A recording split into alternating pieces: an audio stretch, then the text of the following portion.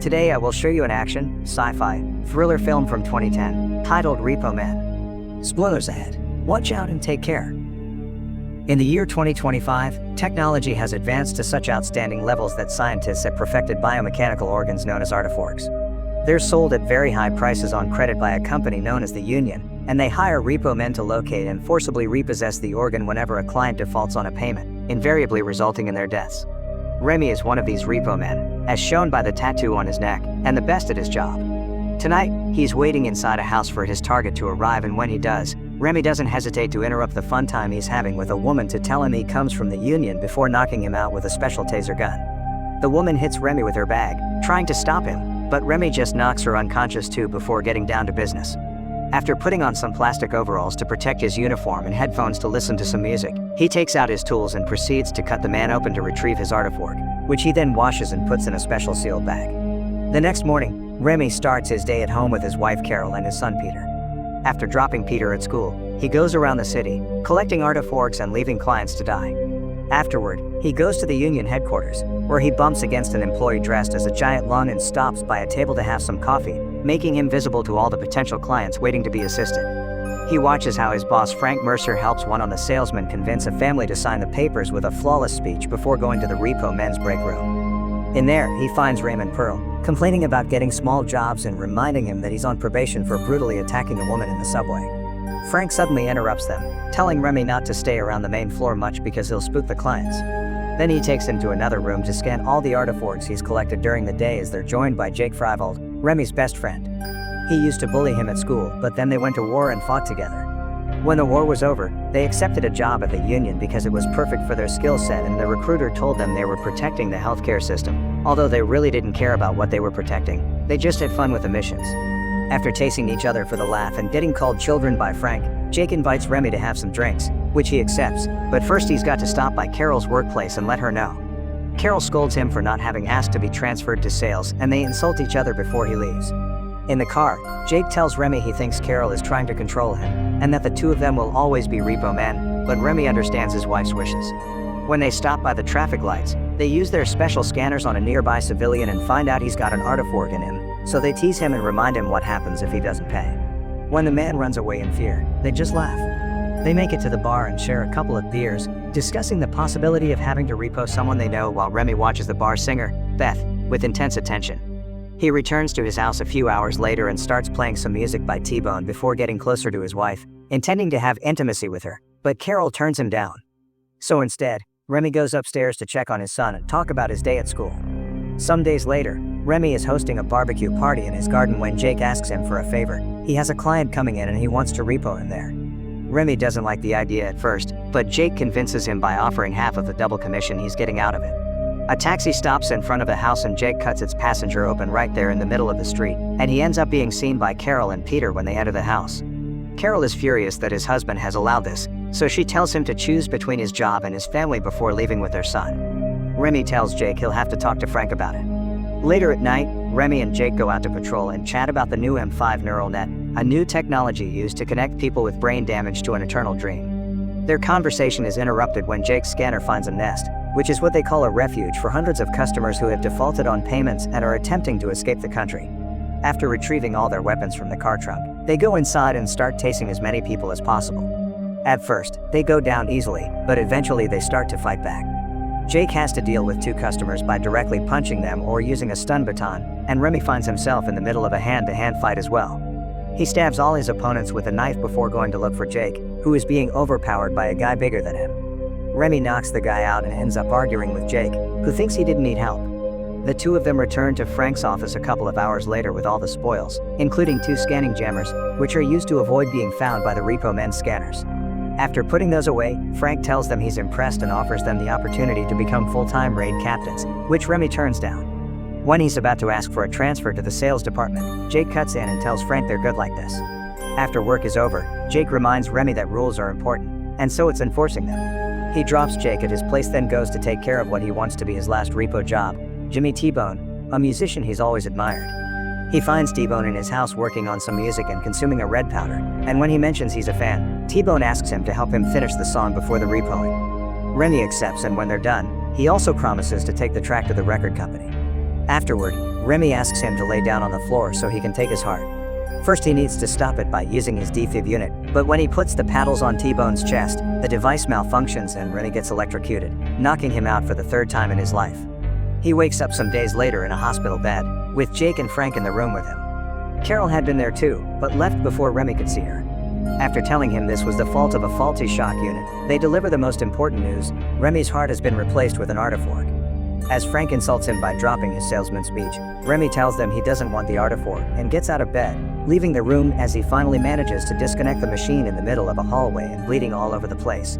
He's only able to take a couple of steps after that. His body soon gives in and he falls to the floor, realizing he has no other choice but to accept the mechanical transplant. When he's released from the hospital, the first thing he does is to go home, but he can't get inside because his wife has changed the lock. Carol comes over when he rings the bell and gives him a suitcase, saying he chose his job over his family when he took that last case. Remy goes to stay at Jake's, who receives him with drinks and an offer to hang out with some girls, but Remy would rather rest. He goes back to work a few days later, and his coworkers receive him with a little welcome party that includes a body dancer. Afterward, he takes up a case again, thinking he's ready. He breaks into the client's house and chokes him after he tries to defend himself. This leaves him unusually tired and with a high heart rate. When the time comes to take out the artifork, he finds himself with a trembling hand, unable to do it. He joins his fellow repo men at a bar a few hours later and pretends he finished his job. But when he hears Jake tell his story, he can't stop thinking about the client having a family. Distressed, he leaves the bar early. The next day, he waits for Carol and Peter at the entrance of their house, because this is the only way he gets to see his son. After hugging him, he tries to talk to Carol, but her only response is to give him an envelope with a notice saying he's behind on his heart payments. Later, when Jake hears about this, he scolds him for lying but accepts the fact Remy needs a break, so he tells him they can work together again in the future after he feels better. Remy tries a sales position, but it goes badly because he's developed sympathy for the clients and can't lie to them. His brutal honesty doesn't make for good sales. He tries getting some extra money by betting on horses, but he isn't good at that either. When the final notice arrives in the mail, Jake takes Remy to a nest and even tastes a couple of people for him. However, Remy still can't do the job. Angry, Jake leaves after telling him not to come back until he's out of his slump and has enough artiforks to clear his debt. Remy still can't bring himself to do it, so when a tased man wakes up, he beats him up and leaves him unconscious for the fourth time.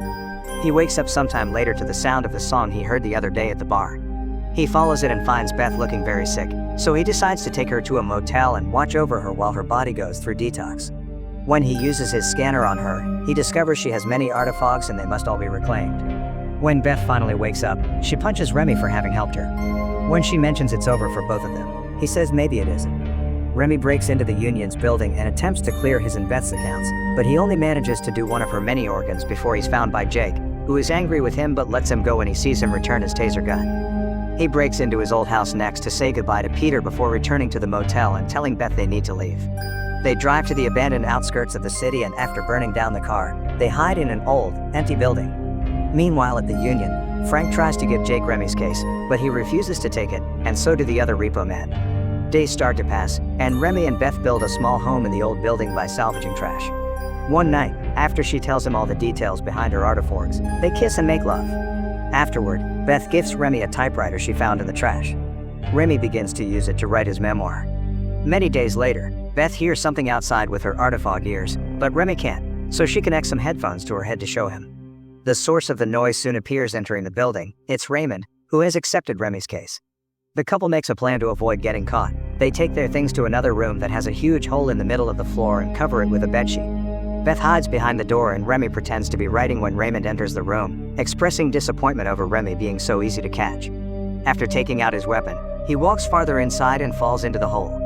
However, the floor is now unstable, so when Beth comes closer to look at him, she falls as well, damaging her prosthetic knee. Raymond sees an opportunity and grabs his gun to tase her, so Remy improvises and kills him by dropping the typewriter on his head.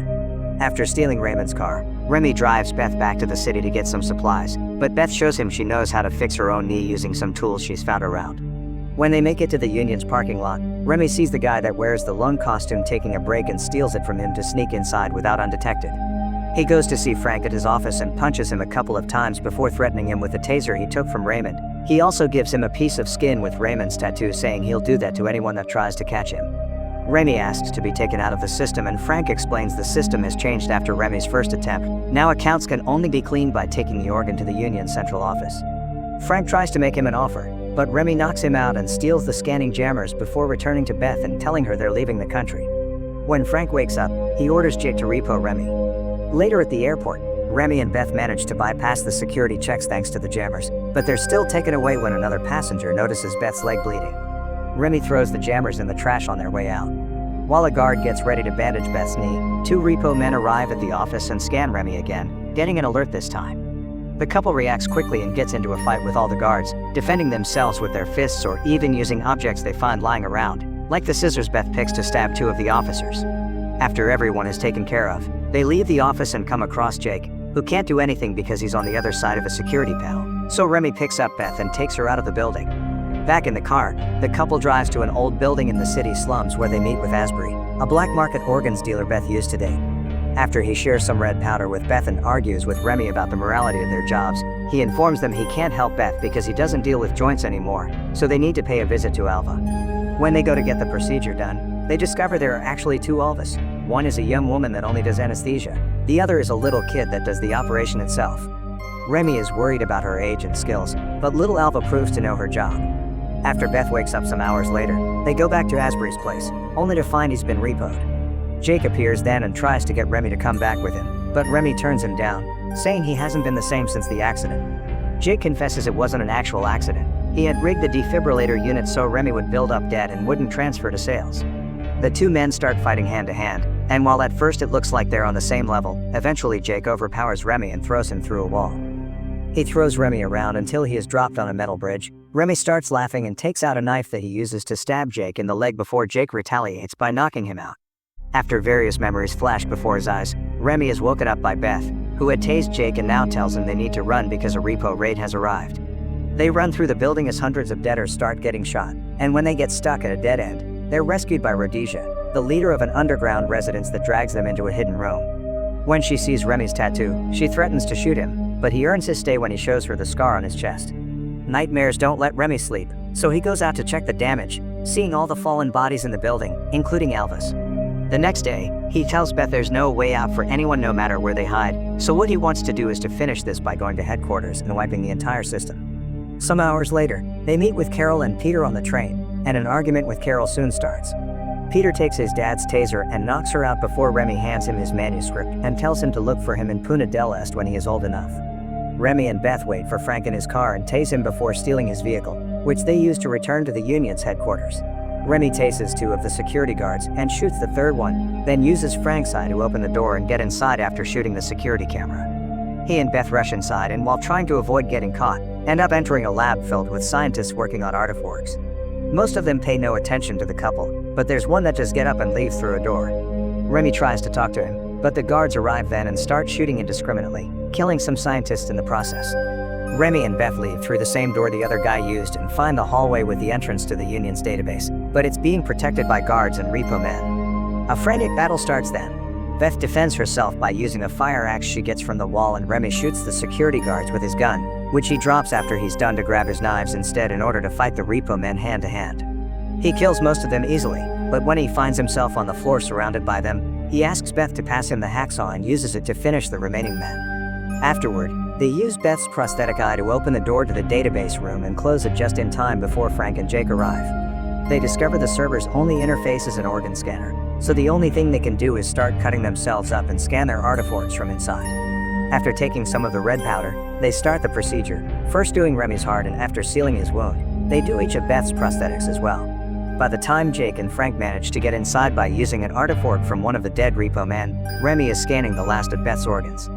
Frank orders Jake to finish them, but when Remy says Beth's worth every job he's ever done, Jake decides to help. He kills Frank with his knife and hands Remy a syringe so she can bring Beth back to consciousness, and when the system asks for the scan artiforks to be put on the computer's tray, Jake puts 2 grenades in it and blows up the whole database. Now every client is free. Sometime later, Remy, Beth, and Jake are in Punta del Este, enjoying the beach while listening to T-Bone's last song. Jake's gotten his tattoo removed, and his memoir has been published by Peter under the name The Repossession Mambo. When Jake starts teasing Remy for his book, he suddenly disappears, and the sea flickers with static before going back to normal. It is revealed then that Remy is in a coma and he never woke up from the hit Jake gave him on the metal bridge at Asbury's place. It was Jake that used the artifacts from that raid to pay for Remy's heart and a connection to the neural network. He said his goodbye to him before taking care of Beth and finding Remy's manuscript in his bag. Now Remy will be happy in his dreams forever. Make sure to subscribe and turn on notifications so you can watch more videos like this. Thanks for watching.